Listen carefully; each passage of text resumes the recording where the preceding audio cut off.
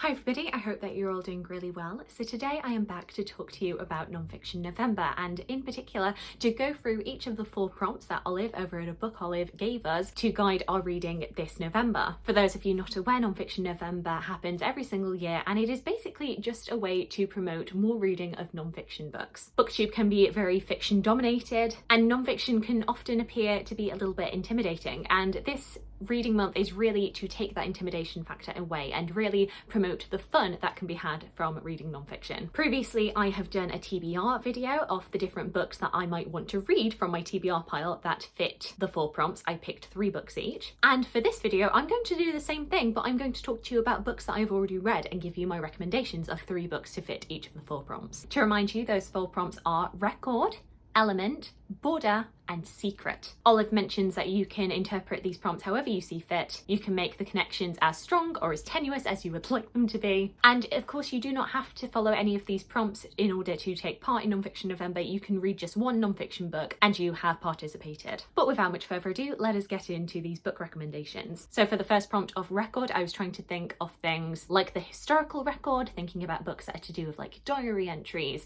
letters, other forms of like recording history. I was thinking about music. I was also trying to think if I had anything that was to do with like world records and awards. One of the books that I came up with was the one that I read this year, which is a history of music. It is 5 Straight Lines, a history of music by Andrew Gant. This is quite a chunky book, but it basically provides a whistle-stop tour from the beginning origins of humanity right up until the present day and the music that has inspired and entertained us. Of course, as we get further on, as there are more records and documentation and we just have more access to the music available, there is more detail in those later chapters, and there is quite a bit of concentration in classical music. But I found this really interesting. I will note that probably some of the content in here might not mean as much if you haven't done music theory, but I do think it is still fairly accessible. Thinking about the historical record and places where we get things right and also where we get things wrong, one of the books I wanted to recommend was Past Mistakes: How We Misinterpret History and Why It Matters by David Mountain. Do apologise, the light has suddenly gone a bit chaotic. And for this, I am just going to read the back because I feel like it's going to explain it better than I could. The stories we tell about our past matter,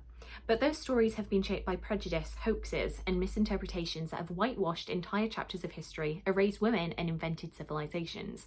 Today, history is often used to justify xenophobia, nationalism, and inequality as we cling to grand origin stories and heroic tales of extraordinary men. Exploring myths, mysteries, misconceptions about the past, from the legacies of figures like Pythagoras and Christopher Columbus, to the realities of life in the gun-toting Wild West, to the archaeological digs that have upset our understanding of the birth of civilization, David Mountain reveals how ongoing revolutions in history and archaeology are shedding light on the truth. Full of adventures and based on detailed research and interviews, Past Mistakes will make you reconsider your understanding of history and of the world today. I think this is a really pertinent, powerful read and one that I definitely recommend. And then I do believe that I did recommend this for a past Nonfiction November, but I had to mention it here, and that is The Only Plane in the Sky: The Oral History of 9/11 by Garett and Graff. As the title suggests, it is an oral history, and it is recounting so many different people's testimonies of what happened on the 11th of September 2001. Different people's experiences of 9/11, places where people's memories match up, different disparities, to create this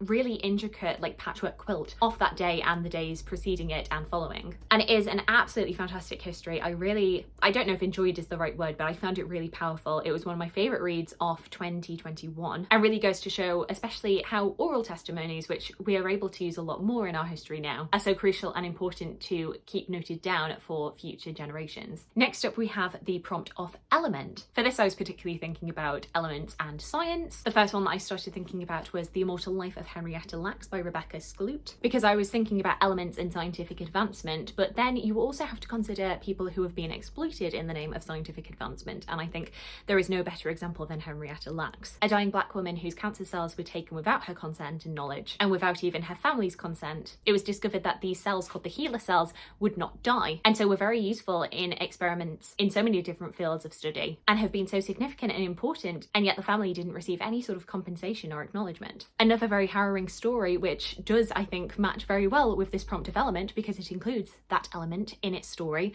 This is The Radium Girls by Kate Moore, the story of how in the 20th century young women's lives were ruined by the element of radium and by the lack of disclosure by the companies that they worked for on the dangerous effects of radium. And then the last one that I wanted to throw in that is a bit more tenuous, but it has the word element in the title, The Elements of Eloquence, How to Turn the Perfect English Phrase by Mark Forsyth. In an age and healthily obsessed with substance, this is a book on the importance of pure style from the best-selling author of the Etymologicon and the Horologicon, both books that I really enjoyed. From classical poetry to pop lyrics, and from the King James Bible to advertising slogans, Mark Forsyth explains the secrets that make a phrase such as tiger, tiger burning bright, or to be or not to be, memorable. In his inimitably entertaining and witty style, he takes apart famous lines and shows you how you too can write like Shakespeare or Oscar Wilde.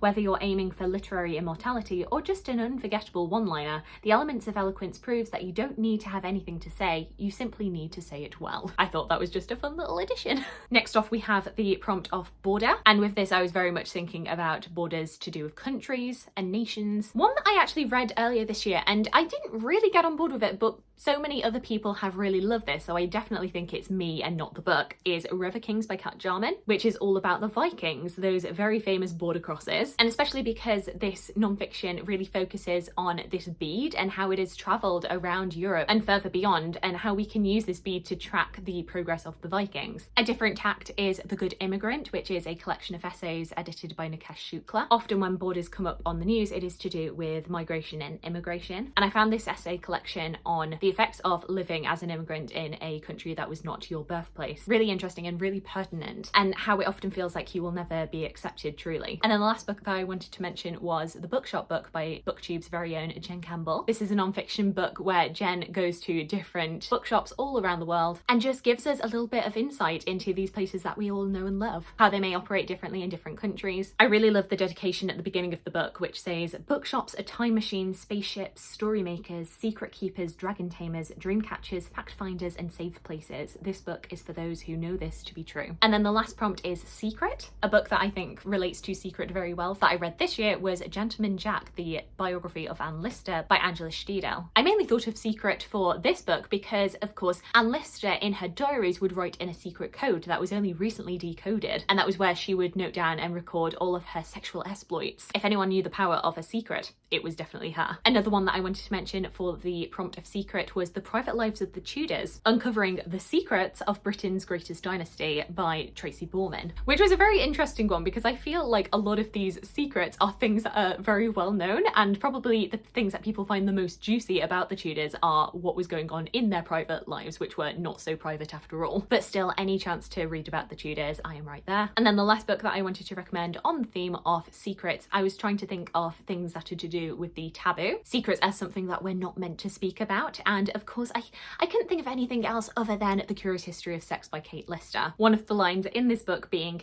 humans are also the only creatures that stigmatize, punish, and create shame around their sexual desires. The guilt we humans feel around our desires can be paralyzing, with severe punishments that have been doled out to those who break the rules. And Kate Lister goes into all of these different facets to do with sex that we are apparently not meant to talk about, from virginity to sex work to contraception and many, many more topics, and it is a thoroughly delightful book. So there we go, those are all of the books that I wanted to recommend to fulfill the different prompts in this round of Nonfiction November. Do let me know if you've read any of the books that I've spoken about today. Alternatively, let me know about any recommendations that you have to fit these prompts. I would love to hear from you. I hope you're having a fantastic, fantastic day, and I look forward to talking to you again soon.